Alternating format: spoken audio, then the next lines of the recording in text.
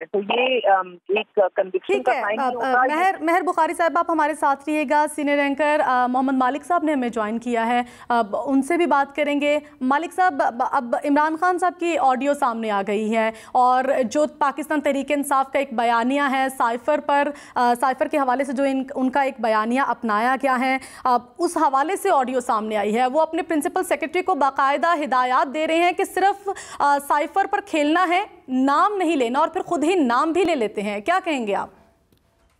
دیکھیے، دو تین چیزیں بڑی انٹرسٹنگ ہوئی ہیں۔ ایک تو ٹائمنگ، آپ یہ دیکھیے at the end of the day گندے کون ہو رہے ہیں؟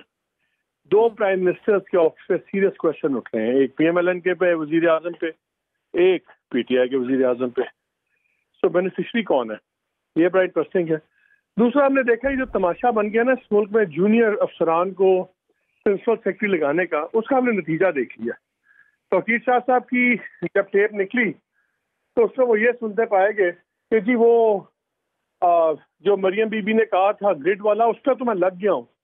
دوسرا انہوں نے کہا کہ یہ آپ کام ڈاکٹر صاحب پہ کرا دیں، کہ ذمہ لگا دیں، ڈاکٹر صاحب کرا لیں گے۔ جو وہ انڈسٹریل پارک کی جو ان کی وہ مشینری کی بات ہو رہی تھی ان کے داماد کی، وزیر اعظم تو اس میں اپنے آپ کو کلیئر کر گئے، لیکن وہ مشورے دے رہے تھے کہ آپ ان کے ذمہ لگا دیں، وہ کر لیں گے۔ انہوں نے پہلے گاڑی بھی کروائی تھی فلان۔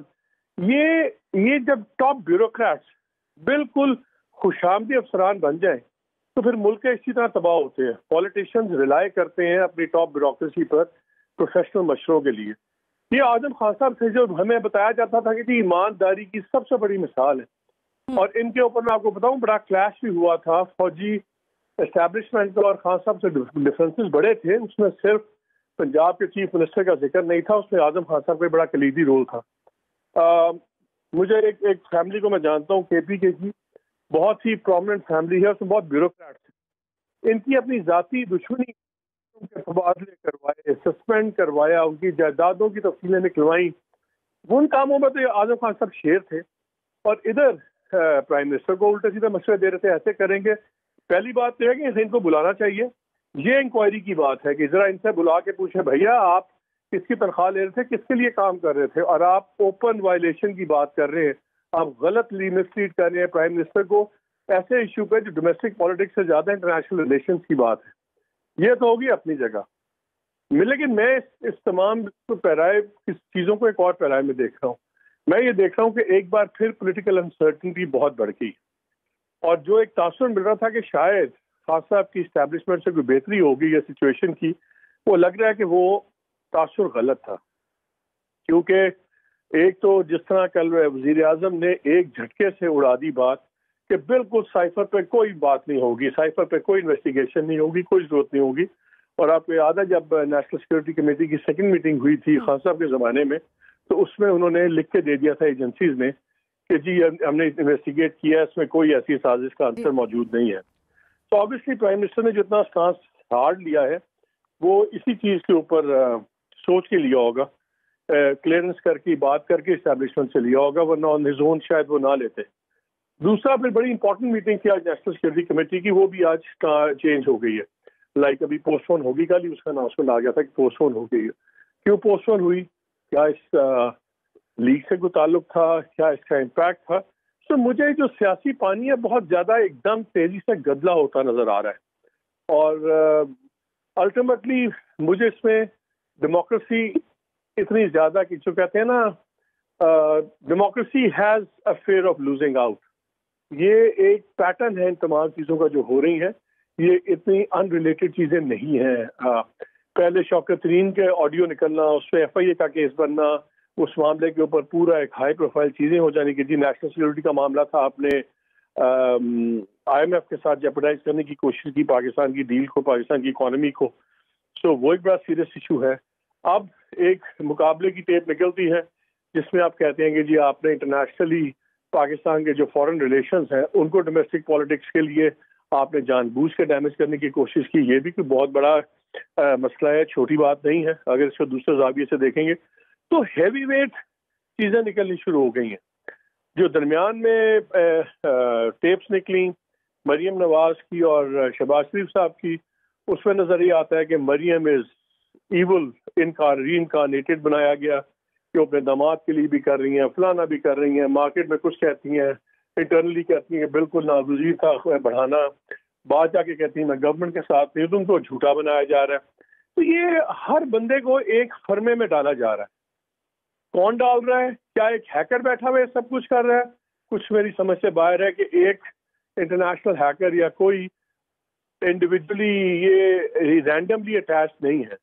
انگریزی میں کہتے ہیں میتھڈ ٹو میڈنس. مجھے ان تمام چیزوں میں میتھڈ ٹو میڈنس نظر آ رہا ہے، اس لیے میرے لیے پریشان کن ڈیولپمنٹس ہیں ساری. ٹھیک ہے محمد مالک صاحب، آپ ہمارے ساتھ رہیے گا. مہر بخاری، آپ سے جاننا چاہیں گے، جیسے ابھی مالک صاحب نے بھی کہا کہ یہ رینڈم اٹیک نہیں ہو سکتا. تشویش لائق بات ہے کہ جس طرح سے ایک کے بعد ایک آڈیو سامنے آ رہی ہے اور ہماری سیکیورٹی پر بھی بات اٹھ رہی ہے، سوالات اٹھ رہے ہیں کہ آخر پرائم جو ہمارا پرائم آفس ہے وہاں سے اس طرح کی گفتگو سامنے آنا اور سیکیورٹی کا لیول کیا ہے، اس پر کیا کہیں گی؟ مجھے تو تعجب اس بات کا ہوا کہ کل بھی وزیر اعظم شہباز شریف صاحب نے کہا کہ میں دیکھ رہا ہوں، میں دلی سے کر چکا ہوں. یہ نہیں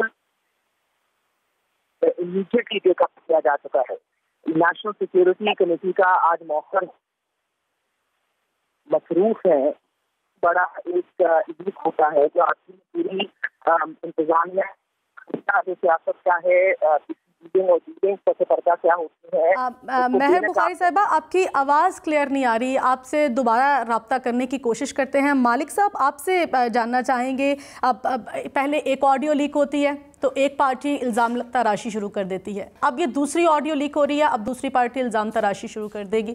کیا اس کی روک تھام کے لیے بھی کوئی اقدامات ہونے چاہیے؟ کیا یہ مل کر اس پر انویسٹیگیشن ہونی چاہیے کہ اس طرح سے آڈیوز لیکس ہو رہی ہیں؟